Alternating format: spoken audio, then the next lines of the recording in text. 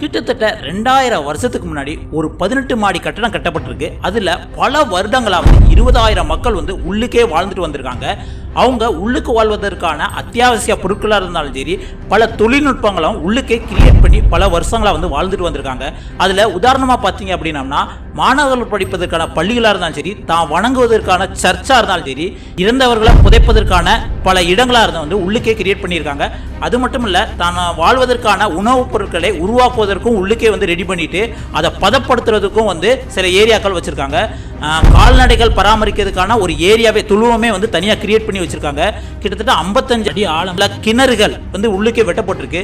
இப்படி நம்ம அதிர்ச்சியூட்டக்கூடிய இவ்வளோ பெரிய இடத்த எதற்காக கிரியேட் பண்ணாங்க அப்படிங்கிறது நம்மளுக்கு ஆச்சரியமாக இருக்கும். ஆனால் அது ஆச்சரியத்துக்கு மேலே இன்னொரு ஆச்சரியம் என்ன அப்படின்னு பார்த்தீங்கன்னா, இந்த 18 மாடி கட்டடம் பூமிக்கு மேலே இல்லை, பூமிக்கு அடியில். நல்லா யோசிச்சு பாருங்க, பூமிக்கு அடியில் கிட்டத்தட்ட 200 மீட்டருக்கு பள்ளத்தை தோண்டி அதில் 18 நிலைகளாக குகைகளாக பிரித்து அவங்க வாழ்வதற்கான பல தொழில்நுட்பங்களை யூஸ் பண்ணி ஏன் இவங்க இப்படி வாழ்ந்தாங்க அப்படிங்கிறது தான் நம்மளுக்கு மிகவும் ஆச்சரியமாக இருக்குது. சொல்லப்போனால் உலகிலேயே மிகப்பெரிய அகழ்வாராய்ச்சி நடந்த இடமும் இதுதான். அது ஏன் அவன் மக்கள் பல வருஷங்களாக இந்த பூமிக்கு அடியில் இந்த 18 நிலை கொண்ட அடுக்குமாடிகளை கெட்டி ஏன் அப்படி வாழ்ந்தாங்க அப்படிங்கிறது தான் இந்த வீடியோவில் ஃபுல்லாக பார்க்க போகிறோம். வீடியோ பார்க்குறதுக்கு முன்னாடி ஒரு தம்ஸ் அப் லைக் கொடுத்துட்டு பாருங்கள். வாங்க வீடியோக்குள்ளே போகலாம்.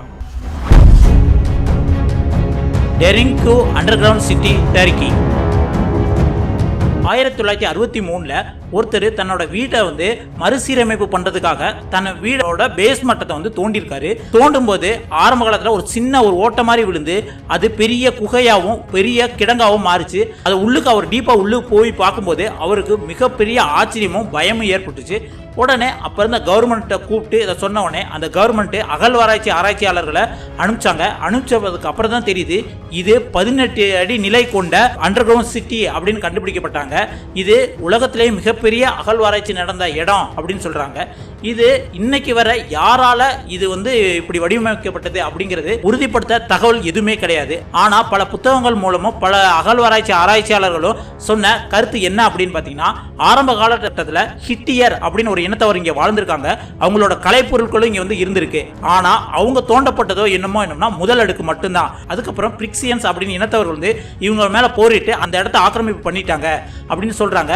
அதுக்கப்புறம் பிரிக்சியன்ஸா இதை தாம் மேல நடந்த பல பேரரசுகளின் போர் காலகட்டத்தில் இதை மறுபடியும் தோண்டி தோண்டி தோண்டி தோண்டி 18 நிலை அடுக்குகளை மாத்திட்டாங்க அப்படின்னு சொல்றாங்க. கிமு 1000களில் இந்த பிரிக்சியன்ஸ் இங்க நிறைய பரவி இருந்தாங்க. அவங்க தான் இந்த பாறைகள், அந்த பாறை எப்படி இருக்கும் அப்படின்னம்னா ரொம்ப கடினமாலாம் இருக்காது, ரொம்ப இலகுவானதாக இருக்கும். அந்த பாறைகளை தோண்டி தனக்கு வேணுங்கிற மாதிரி வடிவமைப்புகளை மாற்றிக்கொள்ள இந்த பிரிக்சியன்ஸ் ரொம்ப கை தேர்ந்தவர்களாக இருந்திருக்காங்க. அவங்க தான் இந்த பூமியை 200 அடி கீழே 18 நிலைகள் கொண்ட பில்டிங்கை கட்டியிருப்பாங்க அப்படின்னு அவங்க சொல்கிறாங்க. முதல்ல பொருள்களை சேமிப்பதற்கான ஒரு கிடங்காக தான் இது பயன்படுத்தப்பட்டது. அதுக்கப்புறம் நிறைய பேரரசுகள் இவங்க மேலே படையெடுத்தது காரணமாக இதை அடுத்தடுத்த அடுக்குகளாக தோண்டி தோண்டி தான் வாழ்வதற்கான ஒரு இடமாவே இதை மாத்திட்டாங்க. இந்த இடத்துல வாழ்ந்த பிரிக்சியர்கள் பல பேரரசர்கள் இவங்க மேல படையெடுத்து போரை சமாளிச்சுட்டு தான் இருந்திருக்காங்க. அதுக்கப்புறம் 7ஆம் நூற்றாண்டுல இஸ்லாமிய இனத்தவர்கள் இவங்களை தாக்கும் போது இந்த குடியிருப்பு முழுமையாக பயன்படுத்தப்பட்டதுங்க. இதுல பிரிக்சியன்ஸ், பிரிசியர்கள், செல்சுக்கள் பலர் இந்த பகுதியில் வசித்து வந்திருக்காங்க அப்படின்ட்டு அகழ்வாராய்ச்சியோட அந்த ஆராய்ச்சி குறிப்புகள் நமக்கு சொல்லுது. அடுத்தடுத்த நூற்றாண்டுகளில் இந்த நகரம் விரிவடைஞ்சிக்கிட்டு போனதாகவும் பைசன்டைம் அவங்க சகாப்தத்தில் இந்த நகரம் கிட்டத்தட்ட 20,000 பேர் இந்த இடத்துல வாழ்ந்திருந்து அதிகபட்சமான மக்கள் அந்த பைசன்டைன் அந்த எரால தான் வாழ்ந்திருக்காங்க அப்படிங்கிற குறிப்புகளும் நம்மளுக்கு கிடைச்சிருக்குங்க. இப்போ இந்த டெரிங்கு சிட்டி இப்போ நம்மளுக்கு ஒரு டூரிஸ்ட் பிளேஸாகவே இருக்கு. இப்போ அங்கே போறவங்க என்ன சொல்றாங்க அப்படின்னு பார்த்தீங்கன்னா, அந்த குகைக்குள்ள போகும்போது இந்த 18 அடுக்குகள் இருக்குல்ல, அதுல ஒவ்வொருட அந்த வாசல் பகுதியுமே மிக குறுகிய அளவு தான் இருக்குங்க. அதனால அவங்க என்ன சொல்றாங்க அப்படின்னம்னா, யாரா நம்மளை படையெடுக்க வரும்போது ஒவ்வொரு அடுக்கும் போகும்போது அந்த குறுகிய பிளேஸ்குள்ள வரும்போது ரொம்ப கடினம், அதனாலேயே அது அப்படியே அமைக்கப்பட்டது அப்படின்னு சொல்றாங்க. அதுலேயே வட்ட வடிவம் அரட்டன் எடை கொண்ட கற்கள் இதை மூடப்பட்ட கதவை யூஸ் பண்ணியிருக்காங்க. அந்த கதவு உள்ளிருந்து லாக் செய்யற மாதிரி தான் டிசைன் பண்ணியிருக்காங்க.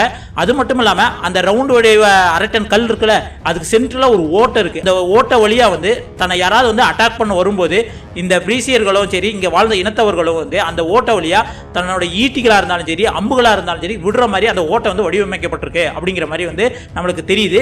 இதுல இருந்து நம்மளுக்கு தெரியுது இது கண்டிப்பா படையெடுப்புல இருந்து தப்பிக்கிறதுக்காக காலமாக இந்த மக்கள் வந்து இங்க வாழ்ந்திருக்காங்க அப்படின்ட்டு நம்ம உறுதிப்பட்ட தகவல்களை வந்து நம்ம பார்க்கலாம். இந்த இடத்துல இந்த கப்படேசியன் சொல்லப்படுற இந்த இடம் வந்து டெரிங்கோ அப்படிங்கிறது வந்து ஒரே ஒரு பிளேஸ் தாங்க. இது 445 சதுர கிலோமீட்டர் இந்த கப்படேசியா ஏரியா வந்து பரவி இருக்காங்க. இது மாதிரி 40 அண்டர் கிரவுண்ட் சிட்டி வந்து இருக்குதுன்னு சொல்றாங்க. இருக்கிறதுல இந்த டெரிங்கோ தான் வந்து பெரிய சிட்டி, மீதி இருக்க 40 பகுதி வந்து சின்ன சின்ன சிட்டி தான். ஆனா ஆழம்னு பாத்தீங்கன்னா இதை விட 3 மடங்கு ஆழத்துல உள்ளுக்கு வந்து பதுங்குறாப்புல வந்து அந்த இடம் இருந்திருக்கு அப்படின்னு சொல்றாங்க. உதாரணமா சொல்லணும்னா இந்த டெரிங்கோ சிட்டில இருந்து அந்த மற்ற 40 அந்த சிறிய நகரங்கள் இருக்குல்ல, அதுக்கு போறதுக்கு டனல்ஸ், அதாவது என்ன சுரங்கப்பாதைகள் வந்து கிரியேட் பண்ணியிருக்காங்க அப்படின்னு சொல்றாங்க.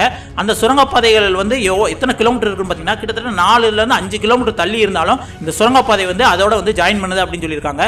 ஒருவேளை ஏதாவது ஒரு சிட்டிக்குள்ள வந்து வெளியாட்கள் வந்து போரிட்டு அதுக்குள்ள அட்டாக் பண்றாங்க அப்படின்னம்னா இந்த சுரங்கப்பாதைகள் வழியா மேற்பகுதிக்கு குகைகள் மூலம் மேலே வெளியில வர்றாப்புல வந்து நிறைய இடங்களை இதை அமைச்சிருக்காங்க அப்படின்னு சொல்றாங்க. இது பார்க்கறதுக்கு நம்மளுக்கே ரொம்ப ஆச்சரியமா இருக்கு. ஆனா இந்த கப்படேசியா பகுதி டெரிங்கோன்னு ஒரு சிட்டியை தான் ஃபுல்லா வந்து கண்டுபிடிச்சிருக்காங்க தவிர இது மாதிரி நிறைய நகரங்கள் உள்ளுக்கு இருக்கிறது ஒன்றும் முழுமையா கண்டுபிடிக்கல அப்படின்னு தான் சொல்றாங்க. இது வந்து எப்போ முடிவுக்கு வந்தது அப்படின்னு பார்த்தீங்கன்னா 1923 இந்த கப்படேசியா கிரேக்கர்கள் வந்து இந்த இடத்தை விட்டு முழுமையாக, அதாவது இந்த அண்டர் கிரவுண்டை விட்டு முழுமையாக எல்லாரும் வெளியே வந்ததுக்கப்புறம் இது அப்படியே மறைஞ்சு போச்சு.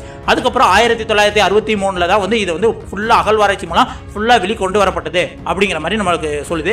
ஆனால் முழுமையாக வந்து இது ஒரு இனத்தவர மக்கள் தான் இதை செஞ்சிருக்காங்க அப்படிங்கிறதுக்கு எந்த ஆதாரங்களும் வந்து உறுதிப்பட்ட தகவலுமே கிடைக்கல. இருந்தாலும் இன்னைக்கு வர நம்மளுக்கு அது அதிசயமாகவும் ஆச்சரியமாகவும் மர்மமாகவும் தாங்க இருக்கு. எப்படி ஒரு 2000 வருஷத்துக்கு முன்னாடி இந்த மக்கள் கிட்டத்தட்ட அதிகபட்சமாக 20,000 மக்கள் உள்ளுக்கு வாழ்ந்திருக்காங்க அப்படிங்கிறது வந்து நம்மளுக்கு மிகவும் அதிர்ச்சி அளிக்கிற விஷயமாகவும் மர்மமாகவும் தான் இன்னைக்கு வரை இருக்கு. இதை பற்றி நீங்கள் என்ன நினைக்கிறீங்க? இது மாதிரி வேற எங்கேயாவது உங்களுக்கு அதிர்ச்சிகரமான இடம் இருந்தது அப்படின்னா மறக்காம கமெண்ட்ல சொல்லுங்க. அடுத்த ஒரு சூப்பரான இன்ட்ரெஸ்டிங்கான சுவாரஸ்யமான வீடியோட சந்திக்கலாம். இப்போதைக்கு உங்கள்கிட்ட இருந்து விடைபெறுவது உங்கள் வாசன். நன்றி, வணக்கம் மக்களே.